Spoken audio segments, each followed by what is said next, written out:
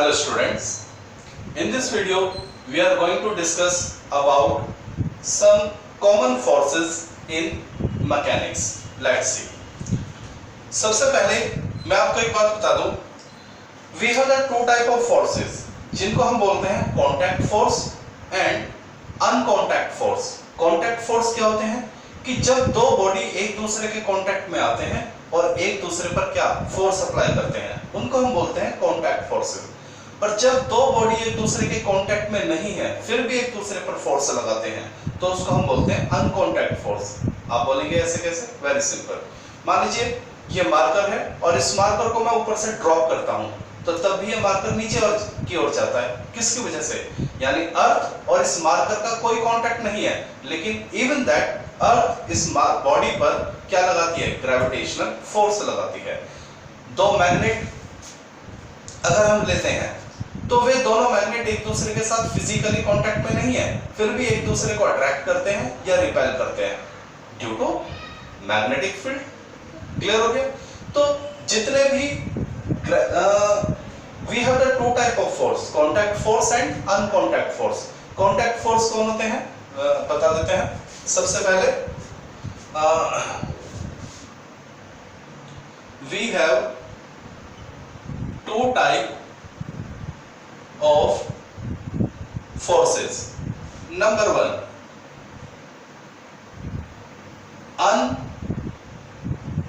uncontact forces. Uncontact forces क्या होते हैं? The forces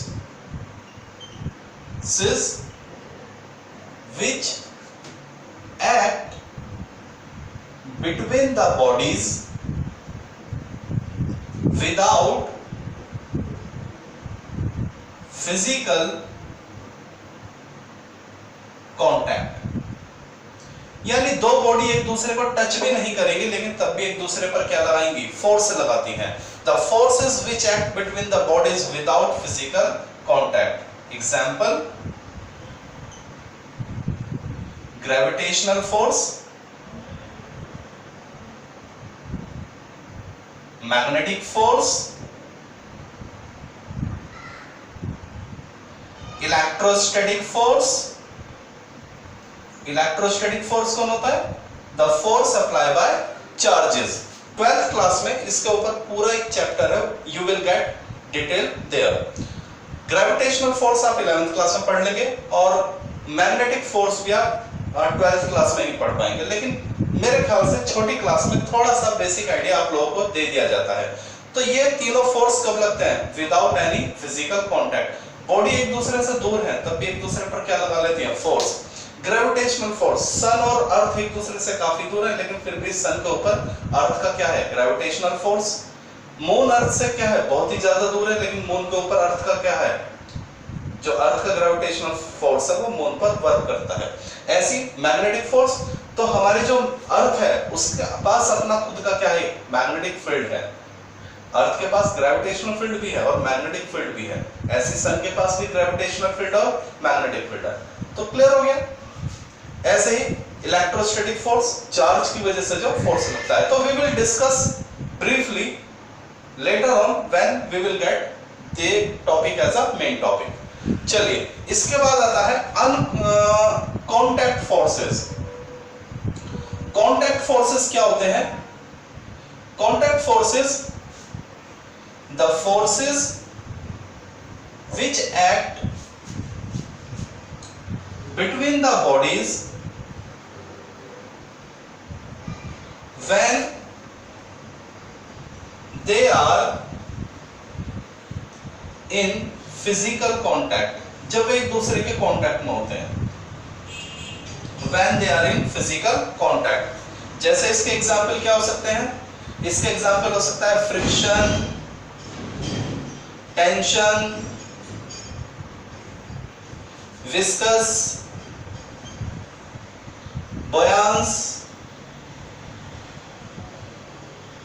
ठीक है?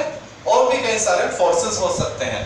तो we are going to discuss one by one. Spring force, spring force. ठीक है?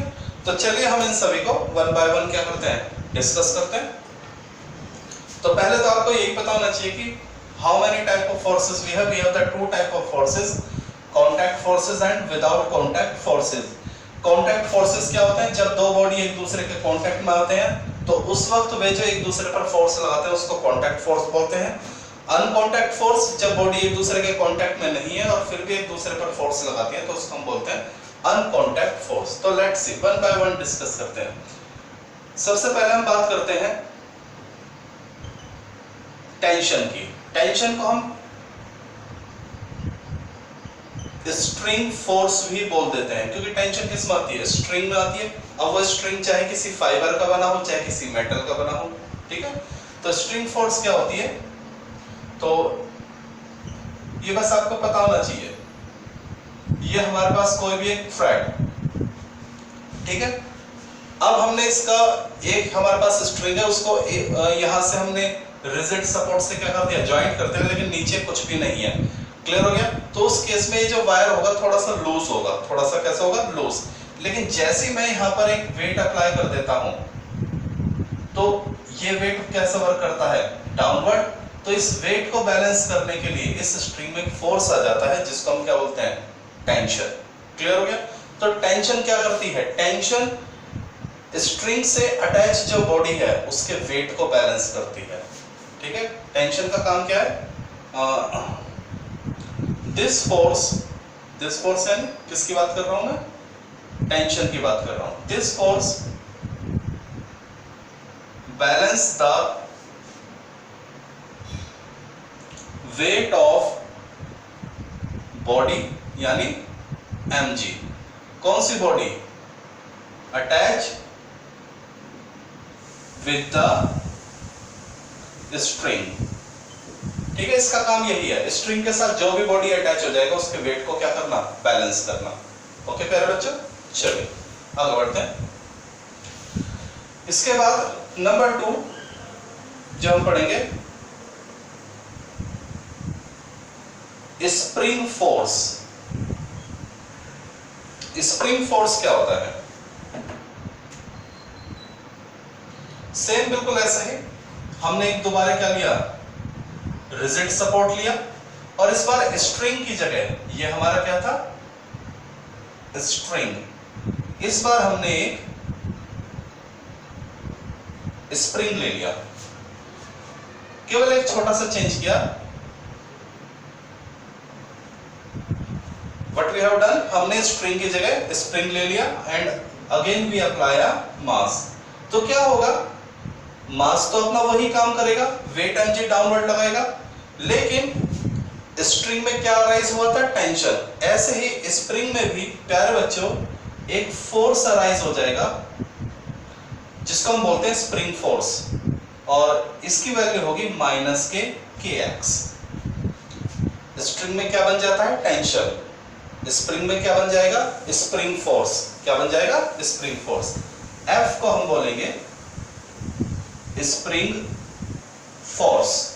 अब आप कहोगे सर ये K और X क्या है, तो समझ लीजिए K कहलाता है स्प्रिंग कांस्टेंट, स्प्रिंग कांस्टेंट, और ये X क्या है, आपका ये है डिस्प्लेसमेंट या एलोगेशन ऑफ स्प्रिंग यानी खिंचाव, ठीक है।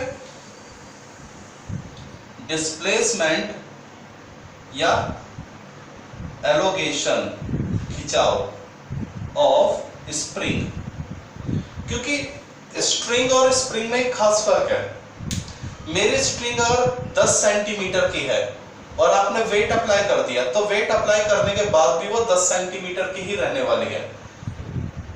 स्प्रिंग अगर 10 सेंटीमीटर की है और आपने वेट अप्लाई किया, तो वेट अप्लाई करने के बाद वो 10 से 10 सेंटीमीटर से ज्यादा हो जाएगी, यानी चाहे माइनर हो या ज्यादा हो, कुछ ना कुछ उसमें एलोगेशन आएगा, वो थोड़ी सी खींचेगी। तो मान लीजिए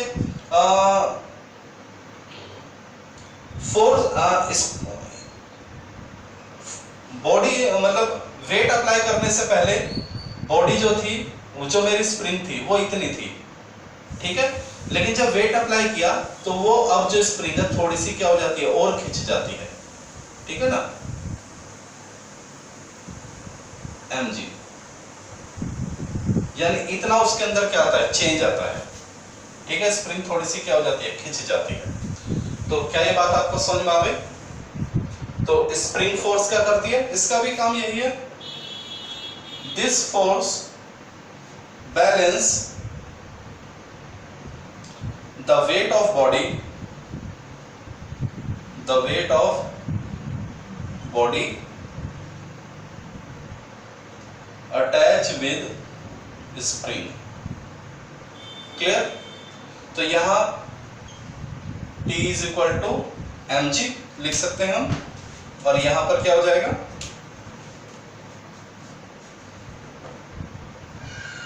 यहां पर क्या होगा, T is equal to mg, और यहां क्या हो जाएगा, माइनस के kx is equal to mg। ये बात समझ आ गई?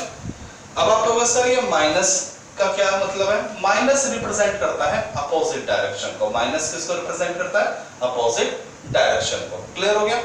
आपको सर फिर टी में माइनस क्यों नहीं आया? तो ये सारी बातें स्प्रिंग को हम एक्चुअली बहुत ही डिटेल में डिस्कस करेंगे आगे चल के। हमारा एक चैप्टर आएगा ऑस्किलेशन एंड वेव, तो जो ऑस्किलेशन चैप्टर है वहां प्यारे बच्चों हम स्प्रिंग को बहुत ही डिटेल में डिस्कस करेंगे। और अभी अगला ही एक चैप्टर आने वाला है, इससे next chapter work energy and power, तो वहां हम पूरा स्प्रिंग को डीपली डिस्कस करेंगे। पूरा एक आर्टिकल है स्प्रिंग को लेके, तो वहां आपको पता चलेगा यहाँ ये माइनस क्यों आया। तो फिलहाल आप इस माइनस को याद रखेंगे, लेकिन इसका रीजन आपको तब पता चलेगा जब हम एक टॉपिक पढ़ेंगे पोटेंशियल एनर्जी ऑफ स्प्रिंग, तो वहां आपको इसका जवाब मिल जाएगा। चलिए, तो फिलहाल तो क्लियर, आप बेस आपको ये पता होना चाहिए कि टाइम स्ट्रिंग में कितना फोर्स बनता है T, और स्प्रिंग में कितना फोर्स बनता है माइनस के kx। चलिए ठीक है, आगे बढ़ते हैं।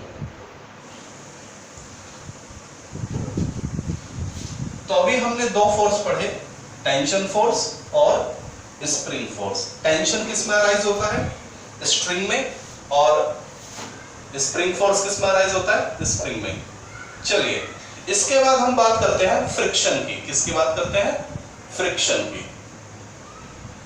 तो जो फ्रिक्शन है वो एक तरह का अपोजिंग फोर्स है। It is the opposing force, या इट इज द फोर्स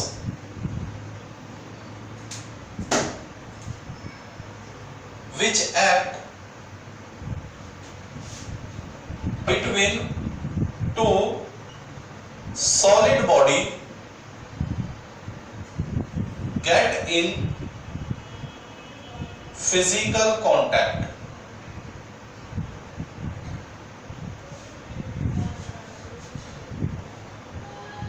समझ लीजिए, जब भी कोई भी दो सॉलिड बॉडी एक दूसरे के साथ फिजिकली कांटेक्ट में आते हैं, वर्डिंग में ध्यान है, दोनों ही सॉलिड बॉडी होनी चाहिए। दो बॉडी एक दूसरे के फिजिकली कांटेक्ट में है और दोनों क्या होने चाहिए? सॉलिड। तब उनके बीच में एक फोर्स लगता है जिसको हम क्या बोलते हैं? फ्रिक्शन। तो मान लीजिए ये कोई एक सरफेस है, और इस सरफेस के ऊपर ये कोई बॉडी है, तो इन दोनों के बीच में एक फोर्स लगेगा जिसको हम क्या बोलेंगे? फ्रिक्शन फोर्स बोलेंगे। इसकी एक खास बात है, फ्रिक्शन फोर्स तभी लगेगा अगर ये दोनों बॉडी, मतलब इनमें से कोई भी एक बॉडी क्या आ जाए मोशन में। अगर दोनों बॉडी रेस्ट पे हैं तो फ्रिक्शन एक्ट नहीं करता। ये थोड़ा सा याद रखेंगे, इसमें खास बात है। नंबर 1 नोट करने वाली बात है, friction will not act if body is in rest on surface. Clear बात? ये कब वर्क करेगा? It act only when body is in motion. ठीक है, अगर बॉडी क्या है? मोशन है ऑन सरफेस। सरफेस पर अगर बॉडी क्या है? मोशन में है। तो जब ये बॉडी मान लीजिए इधर मोशन करेगा, तो जो फ्रिक्शन है वो हमेशा अपोजिट डायरेक्शन में लगता है। ठीक है, तो it act only when body is in motion on surface in opposite direction of motion। ये याद रखना कि जो फ्रिक्शन फोर्स है वो हमेशा मोशन के क्या होता है? अपोजिट डायरेक्शन में ही क्या करता है? वर्क करता है। तो क्या ये बात आपको समझ में आ गई? फ्रिक्शन क्या होता है? व्हेन द टू बॉडी, और दोनों ही क्या होनी चाहिए? सॉलिड होनी चाहिए। When they get in contact and one of them in motion, तब ये क्या होता है? फ्रिक्शन वर्क करता है। क्लियर हो गया? इसके बाद थर्ड है, next fourth, viscous force.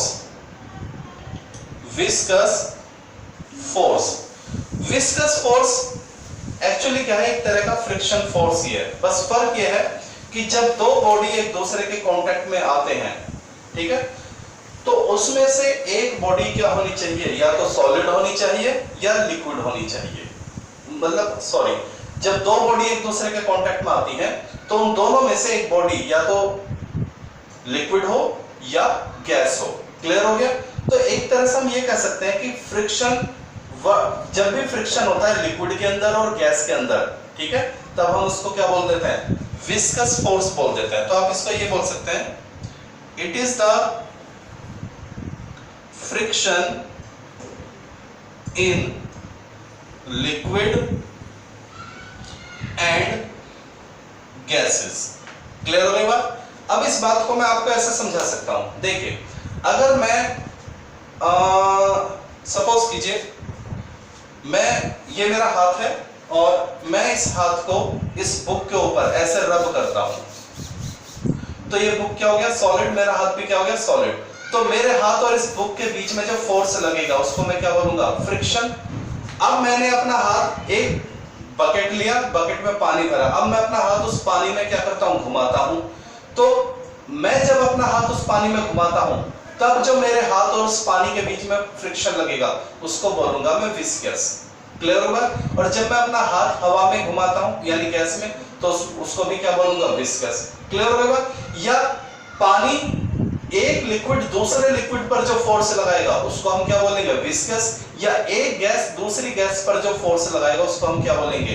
Viscous. Clear हो गई बात? यानी जब हम केवल बात करते हैं सॉलिड की तो हम फ्रिक्शन वर्ड यूज करेंगे, और जब हम लिक्विड और गैस की बात करेंगे तब हम विस्कस फोर्स यूज करेंगे। ये बात आप समझ लीजिए। ठीक है प्यारे बच्चों? Okay, now next for buoyancy force. Buoyancy force क्या होती है? देखिए, बॉयंस फोर्स, इसको थोड़ा सा ढंग से बताते हैं। बॉयंस फोर्स क्या होती है?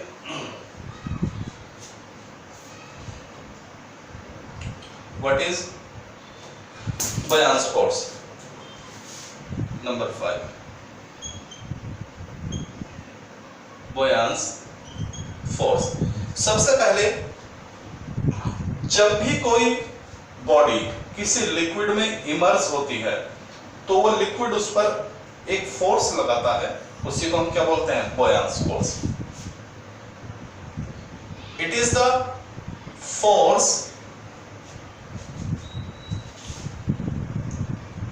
Apply by liquid on the immersed body, on the immersed body। immersed body जिसको पानी में या लिक्विड में डाला गया है। सपोज कीजिए ये हमारे पास एक बॉडी है, ठीक है, और बॉडी, और इसको हमने एक ऐसे लिक्विड में क्या कर दिया? इमर्स कर दिया।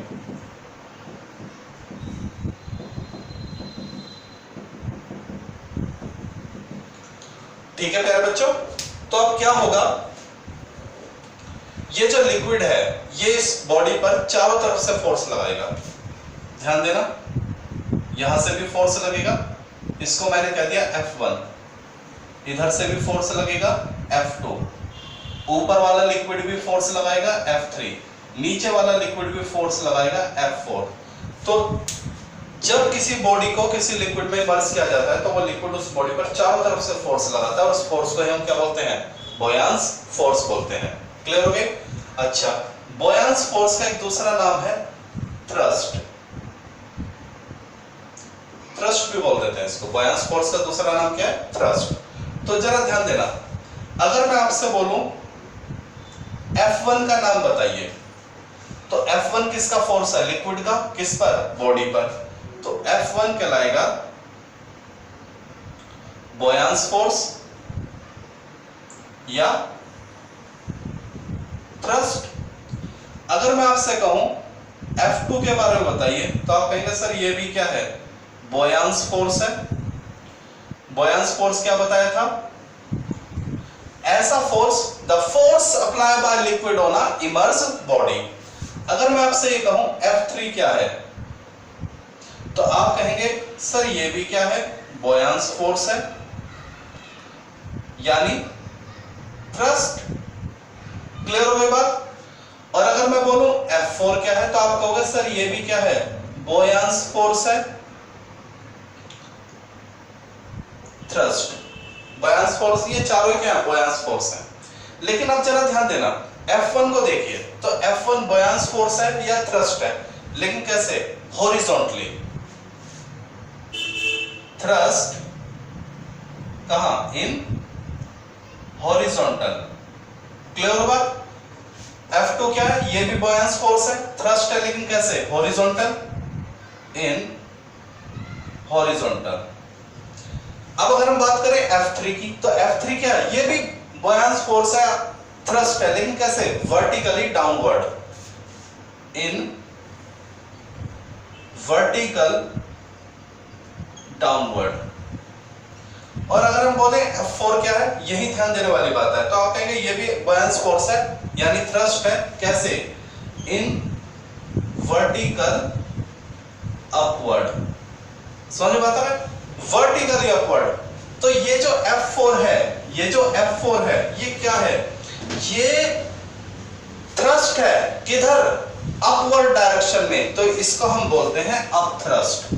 ये बच्चे बड़ा पजल्ड रहते हैं इस वर्ड में, बोयांस फोर्स, थ्रस्ट, अप थ्रस्ट, क्योंकि ये तीन नोमेनक्लेचर जरूर यूज होते हैं जब हम आर्किमिडीज प्रिंसिपल पढ़ते हैं या बोयांस फोर्स के बारे में पढ़ते हैं। तो बच्चे सबसे ज्यादा पजल्ड होते हैं, बोयांस फोर्स क्या होती है, थ्रस्ट क्या होती है, और अप थ्रस्ट क्या होती है। तो क्लियर हो गई बात?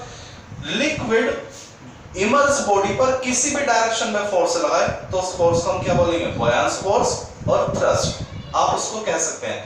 लेकिन वो फोर्स, लिक्विड का वो फोर्स जो अपवर्ड डायरेक्शन में होता है, तो उसको हम क्या बोलते हैं? अप थ्रस्ट बोलते हैं। तो अगर किसी न्यूमेरिकल में आपसे अप थ्रस्ट पूछ लिया जाए, मान लीजिए आपको एक न्यूमेरिकल दिया गया फिजिक्स में और आपसे कहा जाए कैलकुलेट द अप थ्रस्ट, तो एग्जामिनर आपसे क्या पूछना चाह रहा है? Force apply by body, force apply by liquid on body in vertically upward direction. तो क्या ये बात समझ में आ गई? ओके। तो ये सारे प्यारे बच्चों हमने क्या डिस्कस किए? Contact forces. क्या डिस्कस किए? Contact forces. ऐसे ही हमारे कुछ अनकॉन्टैक्ट फोर्सेस क्या है, जैसे, और हम बता देते हैं 6। एक होता है हमारा, अभी तक हमने कांटेक्ट फोर्सेस डिस्कस किए हैं। नेक्स्ट है हमारा ग्रेविटेशनल फोर्स। ठीक है? तो ग्रेविटेशनल फोर्स हमारे यूनिवर्स में जितने भी मास हैं, सन, अर्थ, मून, स्टार, इवन हम खुद भी, तो हमारे यूनिवर्स में जितना भी मास है वो दूसरे मास पे क्या लगाता है? फोर्स लगाता है, जिसको हम क्या बोलते हैं? Gravitational force. It is the force apply bye one mass of universe on other mass without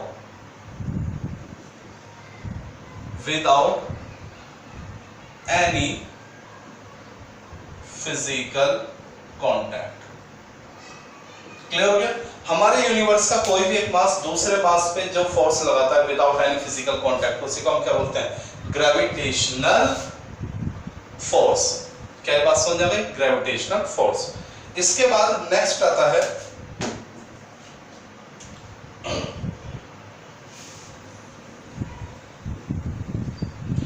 electrostatic force. Electrostatic force. Electrostatic force में क्या होगा? बस मास की जगह क्या वर्ड आ जाएगा? चार्ज। क्या वर्ड आ जाएगा? चार्ज। हमारे यूनिवर्स में बेटा क्या होता है, चार्ज भी होता है। ज्यादा चिंता नहीं करना, 12th क्लास में चार्ज के ऊपर पूरा अपना आप एक चैप्टर है, तो वहां आपको पढ़ने को मिलेगा चार्ज क्या होता है। लेकिन फिलहाल तो ये समझ लीजिए, एक मास दूसरे मास पे जो फोर्स लगाएगा ग्रेविटेशनल फोर्स, और एक चार्ज दूसरे चार्ज पर जो फोर्स लगाएगा इलेक्ट्रोस्टैटिक फोर्स। और इन दोनों फोर्स के लिए फिजिकली कांटेक्ट होना जरूरी नहीं है। एक इलेक्ट्रॉन पर नेगेटिव चार्ज, एक प्रोटॉन पर पॉजिटिव चार्ज, तो एक दूसरे को क्या कर सकते हैं, अट्रैक्ट कर सकते हैं। क्लियर? चलिए, एक इलेक्ट्रॉन दूसरा इलेक्ट्रॉन पास नहीं आएंगे, दूर जाएंगे, रिपेल करेंगे। एक प्रोटॉन दूसरा प्रोटॉन पास नहीं आएंगे, दूर जाएंगे, रिपेल करेंगे। एक इलेक्ट्रॉन एक प्रोटॉन चिपक जाएंगे, अट्रैक्ट करेंगे। ओके, इसके बाद ग्रेविटेशनल फोर्स हो गया, इलेक्ट्रोस्टैटिक फोर्स हो गया। इसके बाद number 1 magnetic force. Magnetic force क्या होगा, जब एक मैग्नेट दूसरे मैग्नेट पर फोर्स लगाता है, ठीक है, विदाउट एनी फिजिकल कांटेक्ट, तो उसको हम क्या बोलते हैं, मैग्नेटिक फोर्स। तो प्यारे बच्चों, ये हमारे कुछ फोर्सेस जो वर्क करेंगे हमारे मैकेनिक्स में। तो इन फोर्सेस को पता होना आपका जरूरी है, क्योंकि पूरी फिजिक्स में यही फोर्स आपको आपके सामने आते जाएंगे। जैसे जैसे आप फिजिक्स पढ़ोगे, पूरी फिजिक्स में कहीं ना कहीं अगर फोर्स की डिस्कशन हुआ या फोर्स से आपका सामना हुआ, तो यही फोर्स आपके सामने आएंगे and you have to deal with them. तो इनके बारे में आपको पता होना जरूरी है।